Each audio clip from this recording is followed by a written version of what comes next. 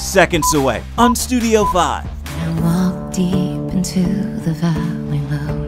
Recording artist Jaci Velasquez talks music and motherhood. How is the career in your music different as a mom? Plus, we've got a team gathered from all around the United States that have come to the island to make this thing a reality. Studio 5 takes you behind the scenes of the prodigal son story on the big screen, like you've never seen it before. Watching the film, there's a beautifully shot scene, but a frightening scene as well. And then, how can you take something as intensely private? the leading lady who defeated Hercules and married him, all on Studio 5, starting now.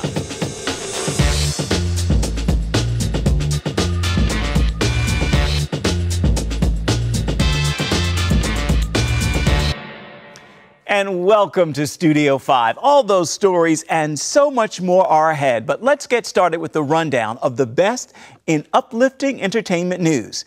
It's time to start the countdown, and we begin with number 5. At number 5. What's the hardest thing about dating Jamal Bryant? This is not my question. I guess it's dealing with the women that send messages saying that God said that they were your girlfriend. R&B singer Tweet and Pastor Jamal Bryant are rejoicing in her healing from a battle with blood clots. In this Instagram post, Tweet wrote, "Miracles still happen. Just wanted to say thank you for all your love, concern, flowers, cards, and most of all, your prayers." Dealing with church people that say because I'm an R&B singer that I'm not godly enough to be with him. So, but I have a relationship with God. And that's right. At number 4.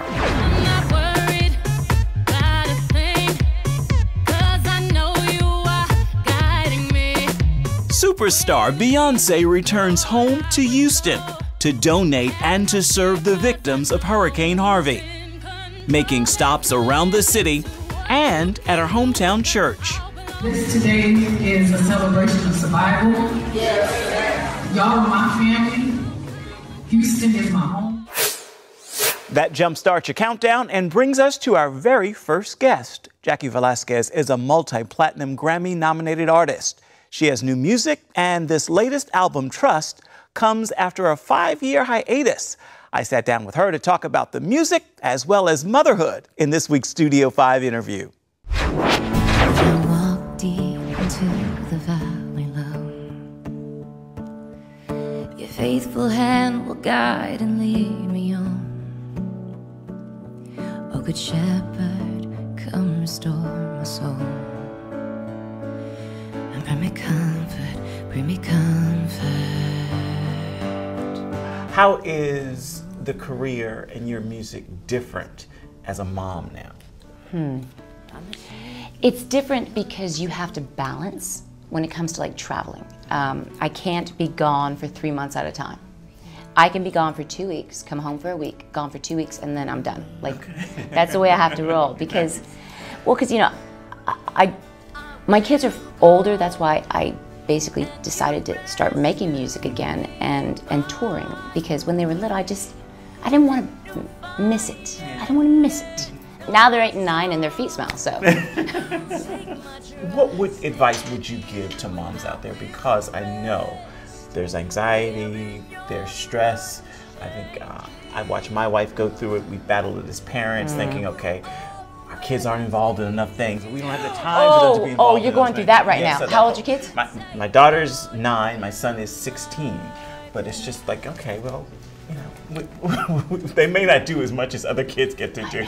I know, right? There's that super duper intense pressure of, well, is your kid in lacrosse? Is your kid in football? Is your kid in baseball?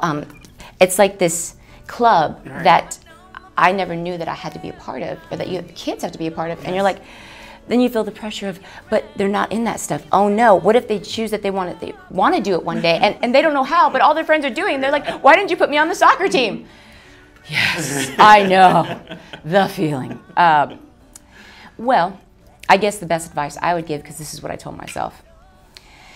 Square peg, round hole, and why try to fit in when you were born to stand out?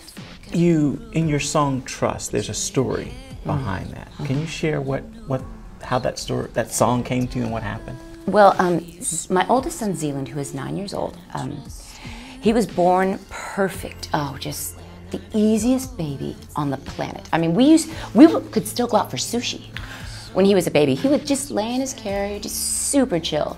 Then his brother was born and couldn't do anything anymore because we call him every time quiet. He's always quiet. Well, the big boy, when he was about 18, 19 months old, we started noticing that he wasn't hitting the milestones kids his age were supposed to be hitting. That was, you know, we're like, okay, we don't want to be the parent that just buries their head in the sand, and let's see if we can get him tested. And so we did. It came back as a developmental delay, so we said, come on, let's do this. So we got him speech therapy, occupational therapy, and our insurance wouldn't cover it, so we just paid out of pocket. It didn't matter. And I'm really grateful for the school district we're in because they give him a lot of help. But second grade rolled around, and they had to officially give us the diagnosis, because up until now it was developmental delay. Well, we were sitting in this giant boardroom, principal, vice principal, you know, all these pediatrician letters and just so many people, and they said, well, he's autistic. And I remember I went home that night, or that day, I started crying, of course, in the boardroom. I went home that day and I said, God, I don't get it. This is super ironic. My husband and I have been in ministry. My husband's been in ministry since he was 16. I've been in ministry since I was 9 years old. In ministry, you have to be able to communicate. Why can my son not? Why can't he communicate? We've given our whole lives in ministry to you. I just want my son to be able to tell me what his day was like. And so I went through a mourning period, honestly, but God showed me something. He showed me, Jackie, you know, I only give special kids to special people. And you know Zealand is very special, which he is, super special. Like everybody who meets him loves him. He said, I saw something in you that I knew I could trust you. Now you have to trust me. Trust that I love him more than you do. Trust that I have plans for him. Ministry will be there. I gives me goosebumps. It may not be the same way you have done it, but I'm doing something new. Jaci's album Trust is available in English and Spanish wherever music is sold. Still ahead on Studio 5. I feel this sense that something is uniquely wrong with me. I always felt that God was mildly disgusted. The prodigal son story hits the big screen in a way you've never seen before. Hearing that he loves me didn't really resonate because it's like when it's all said and done, he's still gonna judge me. And we are back in Studio 5, continuing the week's countdown of the best in uplifting entertainment news. Here's number 3. At number 3. I feel bad about blowing your cover identity. Actor Jim Caviezel is taking on another biblical role on the big screen. Caviezel delivered an unforgettable performance in Mel Gibson's The Passion of the Christ. Deadline Hollywood now reports he'll play the role of Luke in a new film about Apostle Paul. Actor James Faulkner will play the role of Paul. At number 2. One of the people also stepping up to help others and lift spirits, that's Kristen Bell. She is in Orlando filming and ended up riding out Irma, bringing comfort and even some fun to seniors evacuated to her hotel. She even treated those at a shelter to songs from Frozen. Here she is singing, Do You Want to Build a Snowman? Take a look. We only have each other, it's just you and me. What are we gonna do?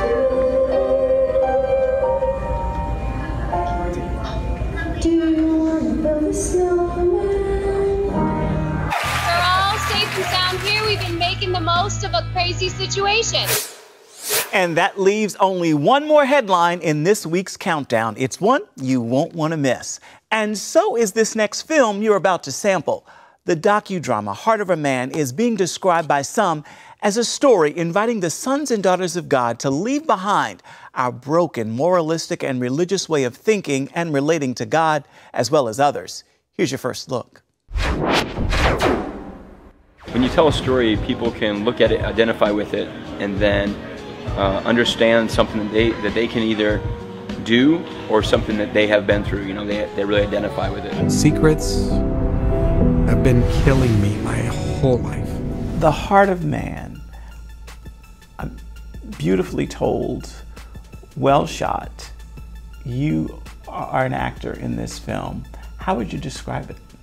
The Heart of Man it's a retelling of the prodigal son story, set in a timeless place, also interwoven with interviews from people that have real life experiences that mirror the journey of the prodigal. I got caught January 4th, '94. I get a call, and Kim says, "I'm waiting for you at your office." And I know. That's the whole phone call. And what she knew, and I knew that she knew when she said it, was that I was in a 3-month affair with one of her best friends at the time. What we see, what's revealed on the screen, what people experience, is very much an entrance into the journey of the prodigal son, but also into the stories of the other people. So, you know, you have the beautiful backdrops, and you have the dynamic set design and, you know, all this stuff, but you also hear from these people that lived in the pit and were rescued by a father. There is nothing that rips the fabric of the human soul apart quite like sexual abuse. I didn't know that what happened to me was wrong, that it affected me so deeply. Watching the film, there's a beautifully shot scene, but a frightening scene as well that you have to act out. And essentially, I mean, the prodigal son is running off of a cliff and falls below into a raging body of water. Yes, it was. That's the best way I can describe exactly it. What it was. Tell me about shooting that scene. Yeah. What was that like? It was scary. As I think it's meant to be. Yeah, it is meant to be that. The thing with that scene is that, you know, we're at the point in the prodigal's journey, and again, it mirrors the point in the story of what some of our on-camera people are telling their stories, you know. And the prodigal's entranced, right? He's blinded, and I think that we've all felt that in some respect. Absolutely. Whatever the trap is we're walking into, we felt totally blind and just like, what's going on around me? I don't even care. I just see what I want and I go for it. So as far as the prodigal's journey, that's what's happening there. And he is up on the cliffside playing music with his father, and that's symbolism throughout the film of just friendship with the father. You know, it's kind of like playing catch with your son kind of thing. And so he gets in you know, just in this trance, and he's walking. And yeah, so when we actually got to set that day, I thought we were jumping off a much smaller cliff, because I used to live on that island in Hawaii, and I knew the cliffs they were wanting me to jump off of. And I get the set, and I see him off at the side, and it's like, I'm like, what's everybody doing over there, man? That's a lot higher. Well, they wanted me to be able to just walk off, as if I was just walking in a trance, and step off and be able to not, you know, hit rocks or have to jump. So that was the spot they chose, and honestly, I was like, I didn't know if I wanted to do it, because it was pretty crazy, you know, the sea was rising, and we don't realize, like, when we jump off of cliffs, though, like, we move our arms to keep balance and stuff, and I couldn't do any of that. So that was the hard part, is like to go down, you know, 50 feet and not move anything, so you don't fall. Just not look down at all, you know. So that was a challenging part. I ended up doing it like, I was like, honestly, just like walking there, like praying, like, and throughout the process of making the film, it was like me and Jason Paymer, one of the producers, rode the set every day together, and just kept talking about, you know, like, dude, this film's gonna set people free. Like, dude, we're setting captives free. So I kind of went into battle mode, walking up to the cliff. I love it. I was like, all right, let's set some captives free, man, you know? And then honestly, from like, for the last couple of feet, it was, you know, the director's off at the side, you know, he had, you know, given me some notes earlier. It was just the reality of the prodigal story at that moment is he's blinded, and all he sees is what he wants on the horizon, and he just goes for it. So thank God, between getting amped to set captives free and then just going into like actor mode of being like, visualizing being in the moment, being like, I want that, and just going for it.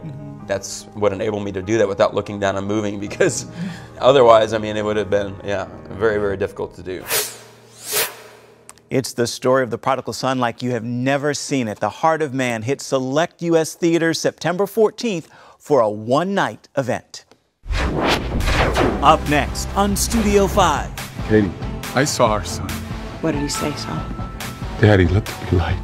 Actress Sam Sorbo with a real-life lesson to inspire you and your children. And welcome back to Studio 5. The wait is over. It is now time for the #1 headline in this week's countdown of the best in uplifting entertainment news. At #1.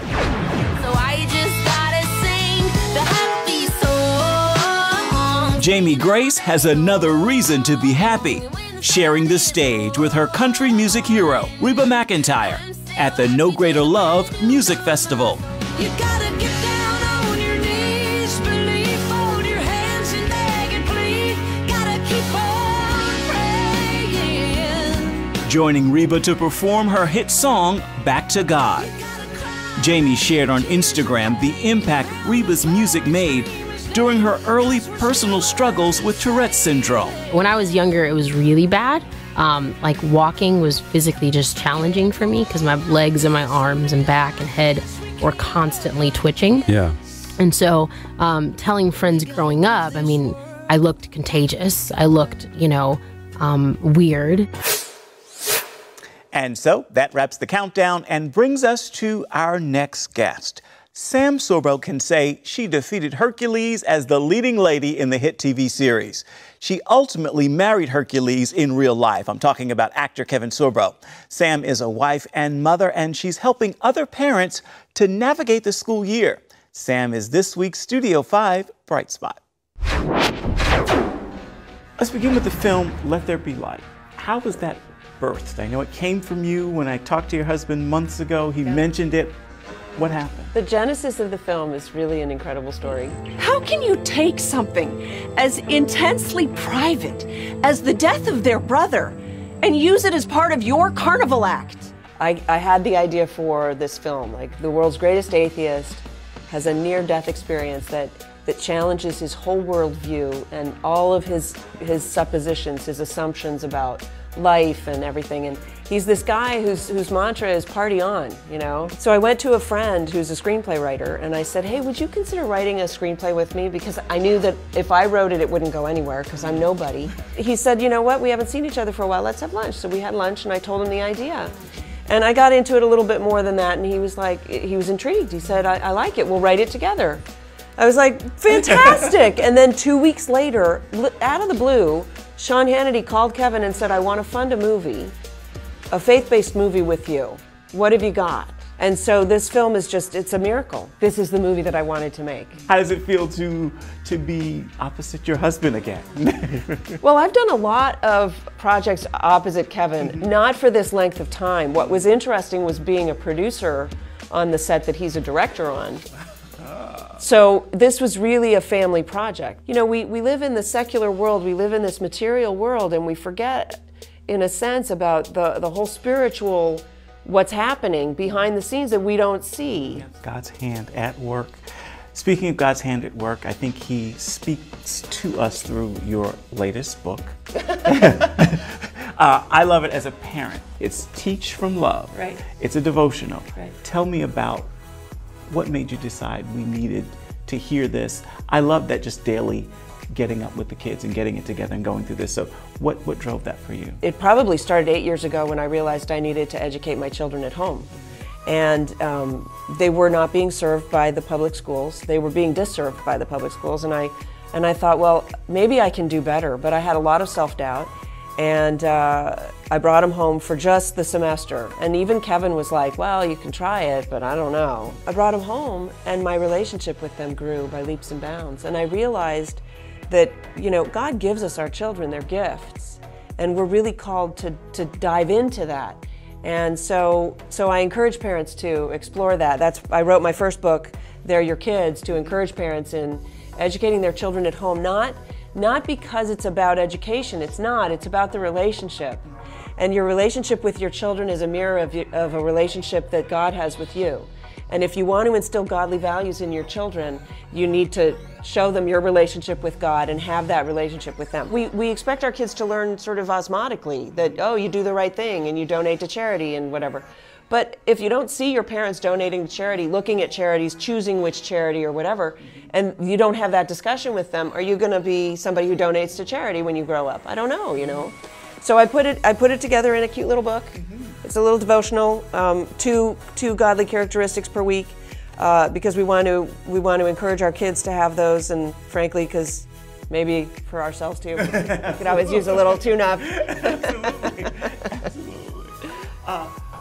What's the biggest takeaway you want people to have in terms of educating and building that relationship with kids? Because many think you drop your kids off at school, you pick them up, and that's it. You can do more at home, have a greater relationship with your child, have more me time because you're not dancing to the beat of the school. And I grow my relationship with my child, which I find invaluable, right? My calling now is to show people that there is darkness, but there's an answer for the darkness. Absolutely. And that is the light. Absolutely. Thank you for helping us turn on the light.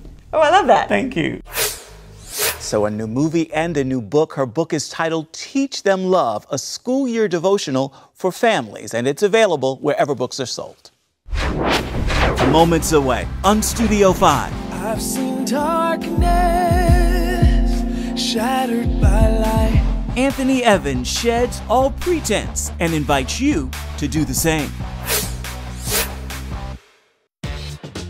Well, we are almost out of time for this week's Studio 5, so let's look ahead to what's happening next week. So your latest book is called Blast the Sugar Out. School us on what the danger is of consuming sugar the way we do. The danger of sugar is we increase our obesity. By increasing your obesity, you end up hurting your insulin hormone. The other part of it, it can affect your eyes, it can affect your kidneys, your blood vessels, your heart. So too much sugar in your blood can lead to all types of physiological changes that can be very deleterious to your health. And that's just one story from next week's Rundown. I hope you'll join me for that. Right now, it's time for the final word for this edition of Studio 5, and it is an encouraging message from gospel artist Anthony Evans.